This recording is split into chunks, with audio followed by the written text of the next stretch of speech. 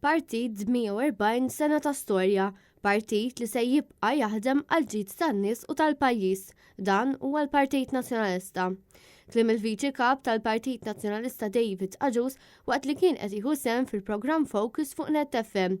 Huwa qal li kien il-Partit Nazzjonalista li żera ż-żerrija sabiex pajjiżna jkun pajjiż indipendenti u li aktar tard ikun parti mill-Unjoni Ewropea. Għalhekk David Aġus appella sabiex bħala partit inkomplu niġġieldu l-korruzzjoni hekk kif pajjiżna kien immexxi minn ex-Prim Ministru li kien iffaċċjat b'azzjonijiet korroħ u korrotti. Ma naqas ukoll milli jagħmel referenza għall pandemija tal-COVID-19 li sfortunatament għadha qed taffettwa lil pajjiżna. David Aġus qal li għandha tkun il-Professur tas-Saħħa Pubblika Charmaine Gauci li tieħu d-deċiżjonijiet u m'għandu jkun hemm l-ebda intil min-naħa tal-Gvern.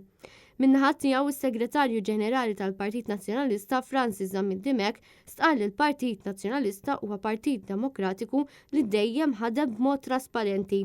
Il-proċess li wassal għad-deċiżjoni tas-Sibt kien mibni fuq bil unanimu li kien hemm fl-Eżekuttiv fejn inħarġet il-mistoqsija tal-vot li għaliha wiġbu biħġarhom il-Kunsilliera tal-Partit Nazzjonalista. Francis Zammid-Dimek qal li huwa jemmen li din l-elezzjoni għal kap se ssaħħaħ aktar lill-partit u finalment lill-pajjiż. Il-President tal-Kunsill Ġenerali Censu Gallia stqal li ser ikunu eliġibbli jivvutaw għall-elezzjoni sabiex jiġi elett kap ġdid dawk it-tesserati li għandhom it-tessera tal-2018, 2019 u 2020 imħallsa. Huwa star ukoll li l-fatt li t-tesserati tal-Partit Nazzjonalista għandhom l-opportunità li jieħdu sehem f'konvenzjoni sabiex jinħatar kap ġdid kienet deċiżjoni li l-ewwel darba li ntużat kienet 3 snin ilu meta kien elett kap tal-Partit Nazzjonalista Adrian Delija. Censu Gallia stqal li l-Partit Nazzjonalista se jagħti l-opportunità li dawk kollha li jixtiequ l-ġid lill-istess partit sabiex jaħdmu lkoll flimkien biex finalment il-partit ikompli jissaħħaħ.